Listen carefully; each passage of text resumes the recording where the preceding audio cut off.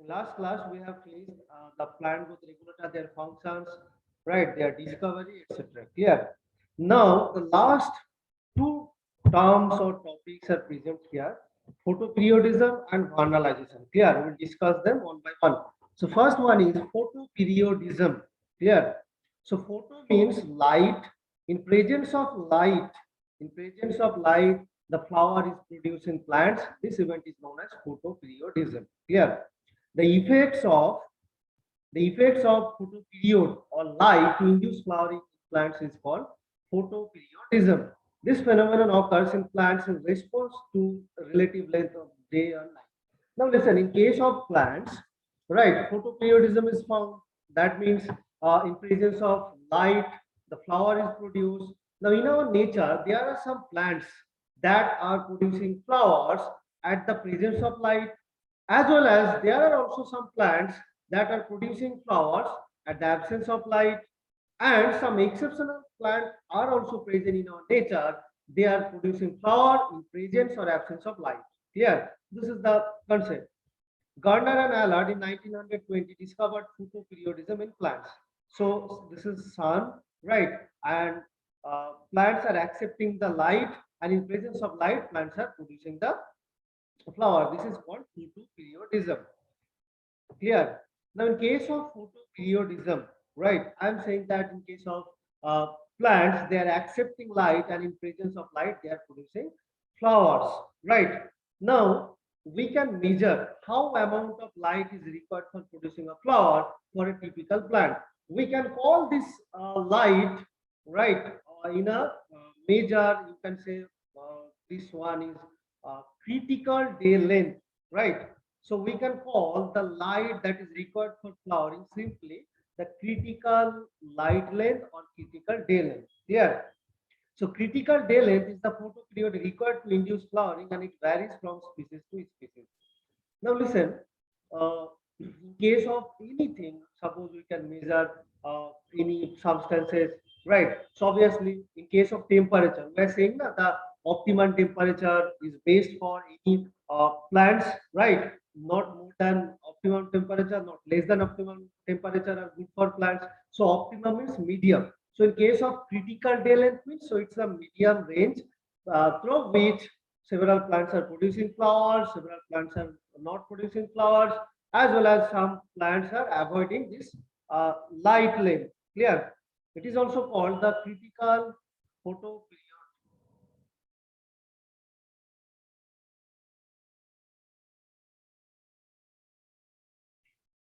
Okay, so it is also called as critical photoperiod. It's a maximum for short day plant and minimum for long day plant. Now just see the diagram here, this one. So again, photoperiodism is the process through which some plants are accepting the light. In presence of light, they are producing some flower. This is called photoperiodism.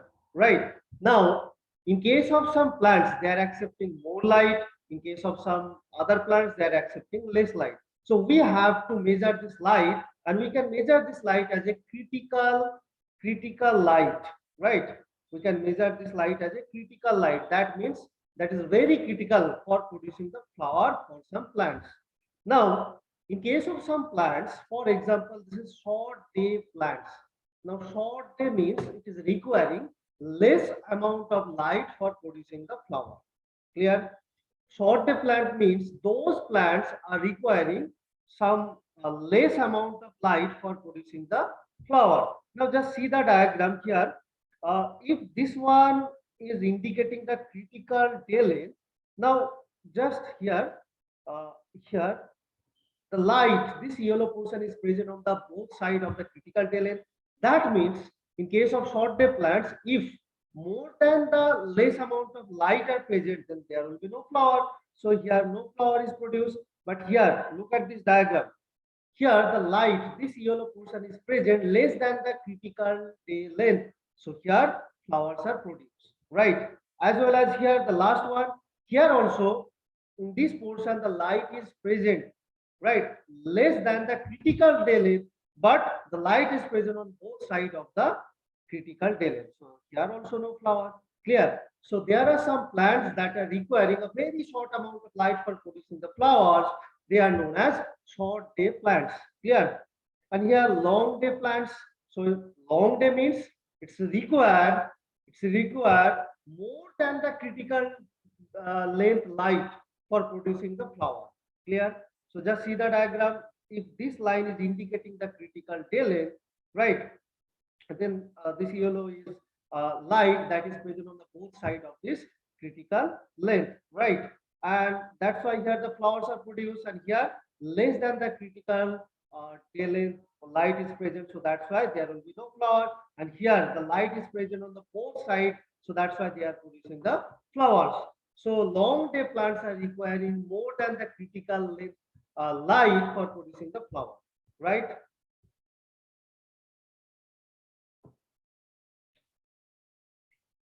So there are 5 categories of plants on the basis of photoperiod. So on the basis of photoperiodism, that means the regulation of producing of flowers in presence or absence of light, we can classify the whole plant system into 5 categories. First one, short day plant, SDP, long day plant or LDP, right? Then day neutral plant, DNP, short long day plant, SLDP, and long short day plant, LSDP. Yeah, so there are total 5 type of categories that are showing the regulation of producing the flowers in presence or absence of light. Now we'll take up one by one. So first one, short day plant. These plants flower in period of critical day length or shorter than those. That means in case of short day plant, so it's a requiring very short amount of light, right? Very short amount of light, and this light length is obviously less than the critical day length, right? Now take another example for understanding the critical day length. Suppose someone is eating 5 kg, for example 5 kg food, right? Now in case of short day plant or short day human, uh, this human will take up suppose 3 kg food, right? This is the short day plant, right? So this 5 kg is the critical food length or critical food weight, right? And this human is taking 3 kg. So obviously this human will be called as short day human. In case of plants also same thing. Those plants are taking the light, and obviously this light will be less than the critical day length, right? For producing the flowers. And in case of long day plants, suppose 5 kg is the critical weight, and in case of long day plant, they are taking suppose 7 kg food, right? So here more than the critical day length, they are requiring the light for producing the flower. So here in case of short day plant, for these plants, uninterrupted dark period is essential. So obviously, if a less amount of light is required, then obviously the maximum amount of darkness is also required. The important short day plants include. So here, photoperiodism. What is photoperiodism? There are categories and example. The example will be coming in your NEET exam, right? So short day plants example here, Nicotiana, tobacco, xanthium, then glycine, soybean. These are the short day plants that are requiring a less amount of light for producing the flower. The long day plant, critical photoperiod is a minimum requirement for long day plant, and they can flower photoperiods greater than the critical photoperiod. So simply in case of long day plants, they are requiring a huge amount of light, and this light is more than the critical day length. Clear? So these plants are known as long day plants. Dark period is not essential to the long day plant. So obviously, if they are requiring a huge amount of light, so dark period or darkness is required in less amount. This fail to flower if exposed to photoperiod shorter than the critical photoperiod. Obviously, they are requiring a huge amount of light. If we are exposing them a less amount of light, then what happens? They will be not able to producing the flower. Common example include Hyoscyamus, Avena, Raphanus, right? Spinacia. These are the plants where the large amount of light is required for the okay, for the producing of flower. Clear? These are the examples. after short day and long day plants, the third important category of the photoperiodic plants are known as day neutral plants. So these plants do not require specific photoperiods to flower. So day neutral plants means generally in daytime light is present, clear. So in these plants, they are not requiring any light for producing the flower. Such plants can flower in almost all the photoperiods of varying length. That means in case of day neutral plants, they are not requiring a specific type of light or specific length of light. They can produce flower. They can produce flower in presence of every length of light, right? In low amount of light, they can also produce in flower. In case of low amount of light, they can also produce the flower. So that's why they are known as day neutral plants.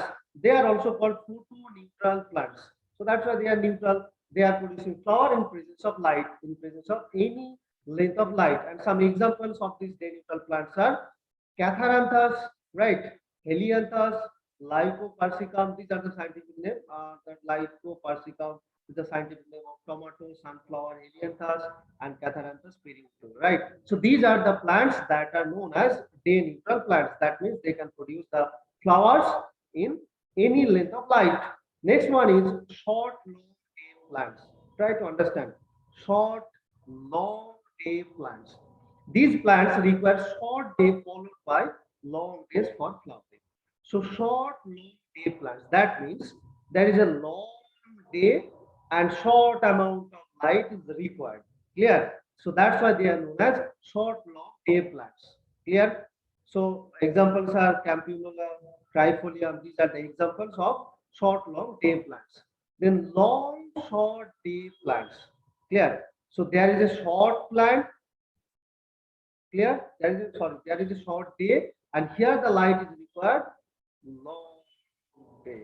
Clear? A long day. So short day and the light is required here for longer day. This is called long short day plant. These plants require long days followed by short days for flowering. Right? For example, Bryophyllum sistrum. These are the examples of the long short day plants. Clear?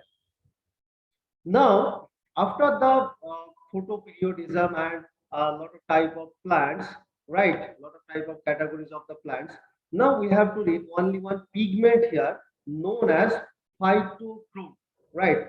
Like phytochrome, cryptochrome, phototropics, and so many other, you can say, photoperiodic pigments are also present in our nature. They are regulating with the flower production system in plants. But here we have to read only the phytochrome.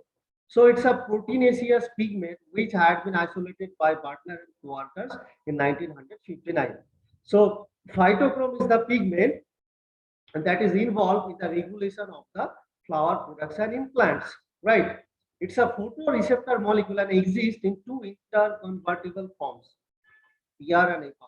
So I'm saying that plants, in case of long day plants, short day plants, they are taking light, and in presence of light, they are producing flower. Now this pigment, phytochrome, is taking the light and absorb them, and in absorption or by the absorption, they are producing the flowers. PR, the phytochrome red is blue, is located on cell membrane, and PFR is yellow, green found in the cytosol.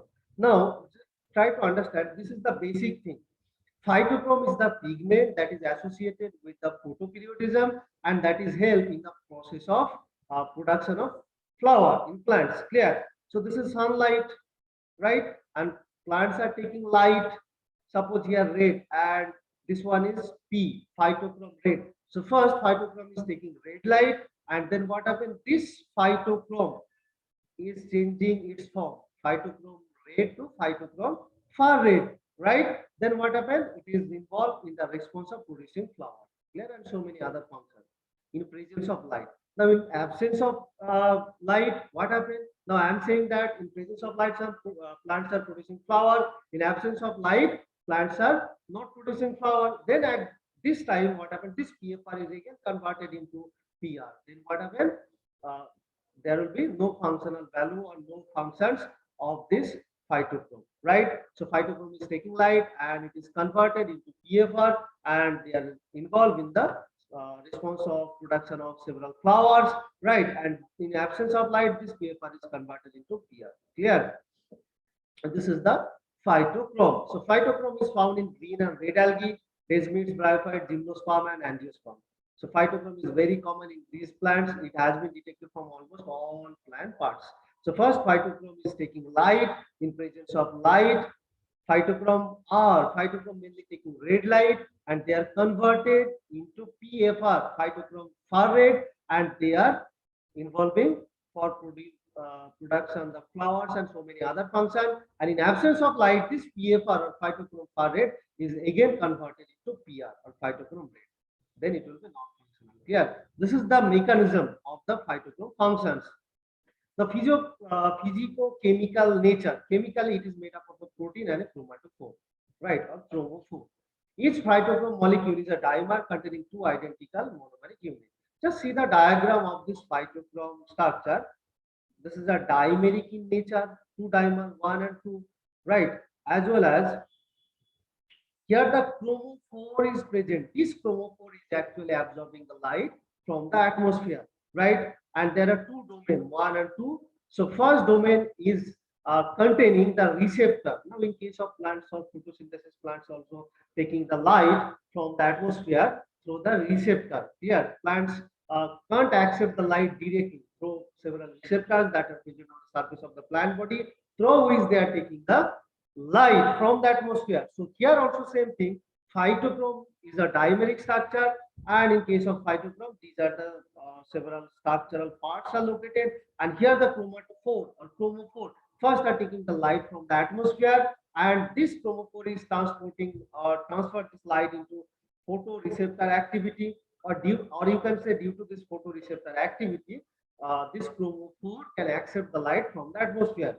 Then what happens? This light is reaching here, and through the kinase activity or domain 2, it is getting activity. This whole timer is getting activity. This is the mechanism of phytochrome light absorption. Clear? Each monomeric unit is made up of one globular protein monomer and one chromophore. That's all. So in presence of light, right, the phytochrome red is getting converted into phytochrome far red, and they are showing some responses like producing flower. And in absence of light, this phytochrome far red is getting converted into phytochrome red. Then it will be non-functional. So in presence of light, suppose this is sunlight. In presence of light, they are taking light, and here the chromophore, they are absorbing light. So first, this phytochrome is inactive in nature, and after absorbing the light, obviously red light, they are getting converted into phytochrome far red, right? And they are showing some responses like they are producing flowers, or they are involved with the production of flowers because they are getting activated. When the absence of light, then what happens? This PFR is getting converted again into phytochrome red. So that means in case of phytochrome, there are two forms, phytochrome red or PR, phytochrome far red or PFR. And out of these two forms, phytochrome far red or PFR is the active form that is involved in the production of flower. That's all. This is all about the phytochrome pigments. Clear? The mechanism of phytochrome action and functions. There are several functions of phytochrome. Phytochrome is induced in plant tissues growing in light, right? So these are several functions that are done by the phytochrome pigment. The phytochrome PR form can converted into phytochrome PFR, that is phytochrome red to phytochrome far red form in presence of red light, that is 660 to 670 nanometer. Phytochrome far red form can be converted into phytochrome red in presence of light, right? In presence of far red light, or you can say in absence of light or in darkness, right? Then what happens? The PFR or phytochrome far red is getting converted into phytochrome red. Then what happens? It will be non-functional. Now here one thing is important for understanding: phytochrome red to phytochrome far red. This conversion is taking place in presence of red light is very quickly, and when the darkness is present, right, then phytochrome far red is getting converted into phytochrome red very slowly. That's all. This is all about the phytochrome, right? Now, in case of short day plant, phytochrome is affecting. If red light is present, then obviously phytochrome is inhibiting flower. In presence of red light as well as sunlight, then phytochrome is promoting the flower production. In presence of red light, phytochrome far red as well as red light, then also phytochrome inhibiting the flowers. In presence of red light, then far red, then again far red. Phytochromes are promoting the production of flowers. Clear? In case of long day plants, in presence of red light, phytochrome promoting production of flower. In presence of red and far red, phytochrome inhibiting flowers.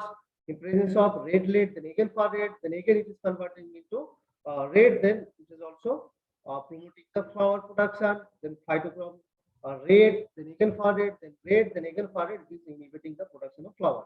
So these are two mechanisms of the phytochrome in short day plants as well as in long day plants. Clear? Other important functions of phytochrome pigment are seed germination, photomorphogenesis, that is differentiation of several organs after the seed germination. Clear? These are two another important function of the phytochrome. Now the last topic in this chapter is vernalization. So after photoperiodism, phytochrome, now the last topic in this chapter is vernalization. So Lysenko in 1938 gave the term vernalization for low temperature stimulation for flower. So simply vernalization means by you can say by applying the lower temperature to produce the flower. This process is known as vernalization. So vernalization is a process of shortening the vegetative phase and hasting a flower after a cold treatment. So in case of vernalization, by treating the lower temperature, simply plants are producing flower. This is called vernalization. The low temperature requirement for flowering was first reported in two varieties of wheat, the winter wheat and the spring wheat. Now, in case of winter wheat, is sown in winter and produces flowers in summer. In winter, wheat seeds are subjected to low temperature, that is 0.5 degrees Celsius. It converts into a spring wheat type. Now, generally, in case of wheat, they are planted during the winter where the temperature is very low, right? And almost 0 to 5 degrees Celsius. Then what happens? After this winter, they are producing huge amount of wheat during the spring. Clear? So, this is one natural example of the vernalization process. Clear? Seeds are soaked to allow germination to begin. Then the seeds are exposed to a temperature 0 to 5 degrees Celsius for a few weeks. So this is done in case of winter, right? Where first seeds are collected, they are soaked with some water, so with some less amount of temperature for a few weeks, and they are planted during the winter season. Clear? When they are sown in the field, the vernalized seeds produce plants in which flowering takes earlier than the expected time. Thus, the life cycle of a plant is shortened. This technique was developed in Russia to avoid killing of cereals during several uh, winters in a crop field. So, in case of this winter, the weeds are first, the wheat seeds are first collected and their seeds are soaked with some water as well as less amount of temperatures. Then they are planted within the agricultural fields, and finally they are producing the wheats during the spring season. Clear? And this natural type of fertilization was first coming from the Russia to avoid killing of several uh, you can say cereals or several other agricultural crops, right? That means during the winter or before winter, so many other agricultural crops are also present in the field. And uh, after cutting or half of the cutting of these plants, simply we can plant it this wheat, right, to avoid killing of several other agricultural crops. The importance of vernalization, the process of vernalization aims in the following: for shortening of vegetative periods to bring about early flowering, wheat, rice, millets, cotton for production of these agricultural crops, right? And obviously to shorten their life cycle, we can follow the vernalization process. It increases the yield or the production of this crop. It also enhances resistance to colder conditions and diseases. So in case of winter, generally low temperature, the so many fungus, so many bacteria, those are affecting the plants, right? And their chances for affecting the plants in winter are getting very less. So that's why we can apply the vernalization. Now in vernalization, we can reverse this process through another type of process known as devernalization, deletion of vernalization. The effect of vernalization in vernalized plants can be reversed if such plants are exposed to relatively higher temperature immediately after the vernalization. So devernalization is the process where after treating any plant by low temperature or lower temperature, we can reverse these vandalized plants for devernalization by treating the plant with a huge amount of temperature. Clear? This is called devernalization. This phenomenon is called devernalization. It clearly shows that a vandalization stimulus form is not stable, right? So this devernalization process is also we can apply right in several plants. Suppose we are treating any plants by lower temperature, then this plant is undergoing the vandalization, and then suppose we are not requiring for vandalization for producing the flowers at earlier, then obviously we can treat them with huge temperature, then we can reverse their function, right? Or we can stop their function for producing the flower. This is called devernalization. That's all. This is all about the chapter. Finally, we have finished this chapter. Clear?